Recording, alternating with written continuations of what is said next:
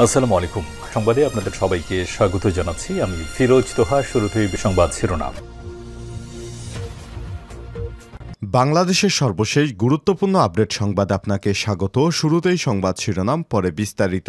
শুরুতেই জানিয়ে দিব, ডয়চে ভেলেকে দেয়া সাক্ষাৎকারে অন্তর্বর্তীকালীন সরকারের প্রধান উপদেষ্টা ডক্টর মোহাম্মদ ইউনূস নির্বাচন প্রসঙ্গে জানিয়েছেন। এ বিষয়ে গুরুত্বপূর্ণ সংবাদ জানাবো, সঙ্গেই থাকুন।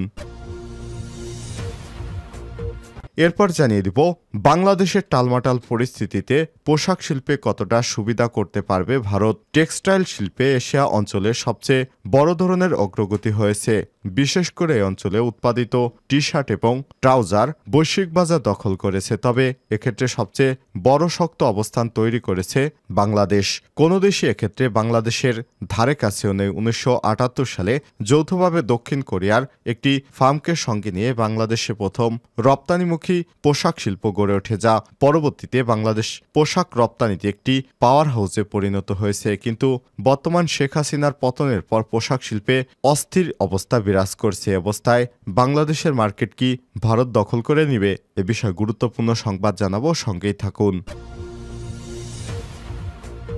এরপর জানাবো, আওয়ামী লীগ রাতে কালনিগিনি আর দিনের বেলায় ওঝা বললেন বাংলাদেশ খেলাফতে মজলিসের মহাসচিব আল্লামা মামুনুল হক। এদিকে আওয়ামী লীগ নেতাকে ছিনিয়ে নেওয়ার অভিযোগে বিএনপি নেতাদের বিরুদ্ধে মামলা। টাঙ্গাইলে র্যাবের কাছ থেকে আওয়ামী লীগ নেতাকে ছিনিয়ে নেওয়ার ঘটনায় বিএনপির 2 নেতাসহ 330 জনের বিরুদ্ধে মামলা দায়ের করেছে র্যাব। আজ RAB 1-এর warrant officer Saiful Islam বাদী হয়ে টঙ্গী পূর্ব থানায় এ মামলা দায়ের করেছেন। জানিয়ে দিব, সাবেক ডিএমপি কমিশনার আসাদুজ্জামান মিয়ার 7 দিনের রিমান্ড। পুলিশ হেফাজতে ক্রসফায়ারের নামে হত্যা মামলায় জিজ্ঞাসাবাদের জন্য সাবেক ডিএমপি কমিশনার আসাদুজ্জামান মিয়াকে 7 দিনের রিমান্ড মঞ্জুর করেছে আদালত। এবং সর্বশেষ জানিয়ে দিব, বরিশালে বৈষম্য বিরোধী আন্দোলনকারীদের উপর হামলার বিচারের দাবি।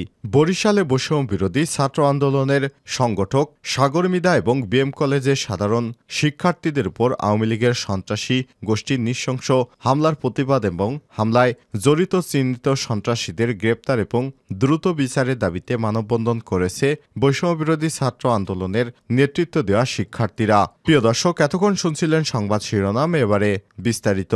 তবে তার আগে বন্ধুরা, অনুরোধ থাকবে এই সংবাদটিতে একটি লাইক দিন। এই চ্যানেলে আপনি নতুন হয়ে থাকলে আমাদের সংবাদটি দেখতে দেখতে চ্যানেলটি সাবস্ক্রাইব করে রাখুন। কমেন্ট করে আপনার মূল্যবান মতামত জানিয়ে দিন বন্ধুরা, আপনি বিশ্বের কোন দেশ থেকে বা বাংলাদেশের কোন স্থান থেকে আমাদের সংবাদটি দেখছেন এবং শুনছেন। জাতীয় নির্বাচন প্রসঙ্গে যা বলেন প্রফেসর ডক্টর মোহাম্মদ ইউনূস। ছাত্র বিক্ষোভ এবং গণঅভ্যুত্থানের মুখে গত 5 আগস্ট দেশ ছেড়ে পালিয়ে ভারতে আশ্রয় নিয়েছে শেখ হাসিনা। পরে 8 আগস্ট শপথ নেন নোবেল বিজয়ী অর্থনীতিবিদ প্রফেসর ডক্টর মোহাম্মদ ইউনূসের নেতৃত্বে অন্তর্বর্তীকালীন সরকার। নতুন সরকারের দায়িত্ব নেওয়ার পর থেকে আওয়ামী লীগ জাতীয় নির্বাচন কবে অনুষ্ঠিত হবে তা নিয়ে শুরু হয় আলোচনা। কেউ কেউ দাবি করছেন দ্রুত সময় নির্বাচন দেওয়ার, আবার অনেকেই বলছেন প্রয়োজনীয় সংস্কার না হওয়া পর্যন্ত অন্তর্বর্তীকালীন সরকারকে সময় দেওয়া উচিত। দায়িত্ব নেওয়ার পর ইতিমধ্যে 1 মাস পার করেছে অন্তর্বর্তীকালীন সরকার। বুধবার 11 সেপ্টেম্বর জাতির উদ্দেশ্যে দেয়া এক ভাষণে এই সময়ের বিভিন্ন কার্যক্রম তুলে ধরেন প্রফেসর ডক্টর মোহাম্মদ ইউনূস। এদিকে বাংলাদেশের পরবর্তী নির্বাচন প্রসঙ্গে সম্প্রতি জার্মান ভিত্তিক সংবাদ মাধ্যম ডয়চে ভেলের DW এর সঙ্গে কথা বলেছেন প্রধান উপদেষ্টা ডক্টর মোহাম্মদ ইউনূস। তিনি বলেছেন, যত দ্রুত সম্ভব নির্বাচনের আয়োজনের কথা জানিয়েছেন তিনি। ডয়চে ভেলের পক্ষ থেকে প্রশ্ন করা হয়, বাংলাদেশে আগামী নির্বাচন কবে নাগাদ অনুষ্ঠিত হতে পারে? সেই নির্বাচনের মাধ্যমে একটি অন্তর্ভুক্তিমূলক গণতন্ত্র প্রতিষ্ঠার ব্যাপারে আপনি কতটা আশাবাদী? জবাবে ডক্টর মোহাম্মদ ইউনূস বলেন, আমি পুরোপুরি আশাবাদী। এটা না হলে তো এই সরকারের অর্থই হবে না। নির্বাচন কবে হবে বাংলাদেশের ইতিহাসে সবচেয়ে ভালো নির্বাচন হিসেবে যেন গৃহীত হয়, তাহলে মনে করব যে আমাদের এই সময়টা সার্থক হয়েছে। সেটার জন্য একটা পরিবেশ সৃষ্টি লাগে। আইন লাগে, সংবিধান সংস্কার হলে নির্বাচনী আইন, নির্বাচন কমিশন গঠন হবে, তাদের মতামত পাব। এই সরকারের বড় জিনিস হলো সংস্কার উল্লেখ করে তিনি বলেন, এই সংস্কারটা সম্পন্ন করতে হবে, এই সুযোগ আর জীবনে ফিরে আসবে না। আমাদের সবকিছু কলাপস করে গেল, এমন যেন না হয় হঠাৎ করে সবকিছু জিরোতে গিয়ে পৌঁছাবে না। পুরাতন বাংলাদেশের ইতি, এটা নতুন বাংলাদেশ, আমরা নতুন বাংলাদেশের নাগরিক হিসেবে জেগে উঠব ইনশাল্লাহ। বাংলাদেশের টালমাটাল পরিস্থিতিতে পোশাক শিল্পে কতটা সুবিধা করতে পারবে ভারত? টেক্সটাইল শিল্পে এশিয়ার অঞ্চলে সবচেয়ে বড় অগ্রগতি হয়েছে বাংলাদেশের পোশাক শিল্পে ৪০ লাখ মানুষ কাজ করে। এশিয়ায় টি শার্ট এবং ট্রাউজার তৈরিতে বাংলাদেশের অবস্থান সবচেয়ে এগিয়ে, যার বড় একটা অংশ নারী শ্রমিক। এই খাতে দেশের মোট জিডিপির 10% অবদান রাখে। গত বছর বাংলাদেশের $54 বিলিয়ন পোশাক রপ্তানি করে। এই তালিকায় প্রথম রয়েছে চীন, এরপরই বাংলাদেশের অবস্থান। তবে গত জুলাই এবং আগস্ট মাসে সাবেক প্রধানমন্ত্রী শেখ হাসিনার বিরুদ্ধে আন্দোলন শুরু হলে পোশাক শিল্পের চাকা থমকে যায়। পরবর্তী আন্দোলনের মাধ্যমে শেখ হাসিনা সরকারের পতন হলেও এ খাতে অস্থিরতা রয়ে গেছে। বিশেষ করে পোশাক শ্রমিকদের বিভিন্ন দাবি দেওয়ার কারণে উৎপাদন হ্রাস পেয়েছে। এছাড়াও গ্যাস সংকটের কারণে কমেছে উৎপাদন। এ অবস্থায় ভারতের পোশাক শিল্প লাভবান হতে পারবে এমন প্রশ্ন অনেকের। বিষয়টি এক প্রতিবেদনে বিশ্লেষণ করেছে ব্রিটিশ সাপ্তাহিক পত্রিকা দ্য ইকোনমিস্টের প্রতিবেদনে বলা হয়েছে, হাসিনার পতনের পর ডক্টর মোহাম্মদ ইউনূসের নেতৃত্বে অন্তর্বর্তীকালীন সরকার গঠিত হয়েছে, কিন্তু বাংলাদেশে ব্যাপকভাবে বিদ্যুৎ সংকট দেখা দিয়েছে। এছাড়াও গ্যাস সংকটের কারণে পোশাক শিল্পের উৎপাদনও কমেছে। এ অবস্থায় চলতি বছর পোশাক শিল্পে রপ্তানি 10 থেকে 20% কমতে পারে। এমন অবস্থায় কিছু সুযোগের অপেক্ষায় ভারত, কারণ ভারত বিশ্বের দ্বিতীয় বৃহৎ তুলা উৎপাদনকারী দেশ। এসব তুলা বাংলাদেশে রপ্তানি করে তারা। তবে ভারতের অনেক তুলা উৎপাদন হলেও তৈরি পোশাক খাতের দিকে দিয়ে দেশটি বাংলাদেশের চেয়ে অনেক পিছিয়ে রয়েছে। ভারতের ত্রিপুরায় রাজ্যে কয়েকটি রপ্তানিকারক প্রতিষ্ঠান জানিয়ে বাংলাদেশের অস্থিরতার কারণে তারা নতুন করে $54 বিলিয়ন অর্ডার পেয়েছে।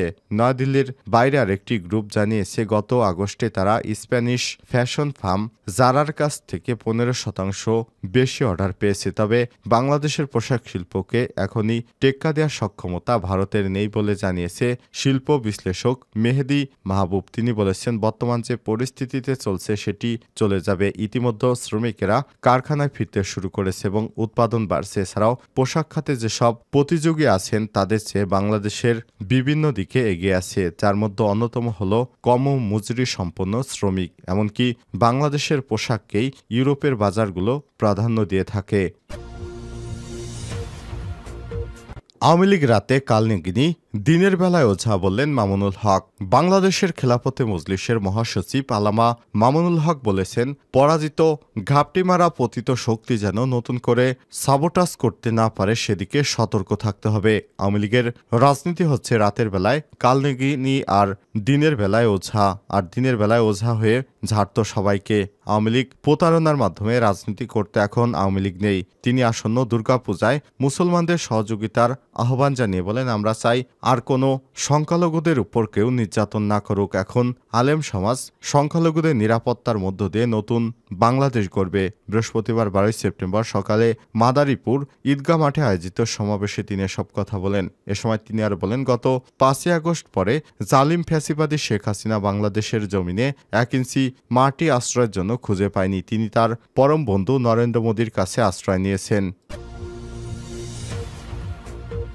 আওয়ামী লীগ নেতাকে ছিনিয়ে নেয় বিএনপি নেতার বিরুদ্ধে মামলা। টঙ্গীতে র্যাবের কাছে আওয়ামী লীগ নেতা ছিনিয়ে নেওয়ার ঘটনায় বিএনপির 2 নেতা সহ 330 জনের বিরুদ্ধে মামলা দায়ের করেছে র্যাব। আজ RAB 12-এর warrant officer Saiful Islam বাদী হয়ে টঙ্গী পূর্ব থানায় মামলাটি দায়ের করেছেন।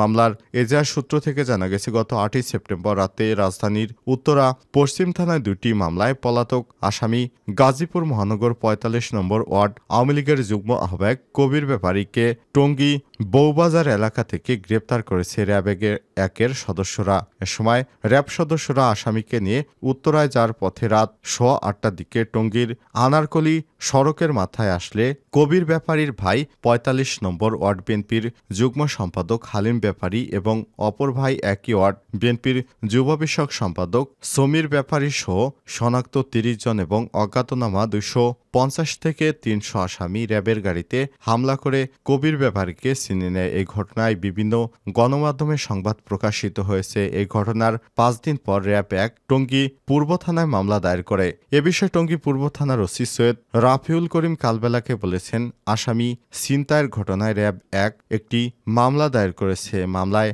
আসামিদের গ্রেপ্তারে অভিযান চলছে।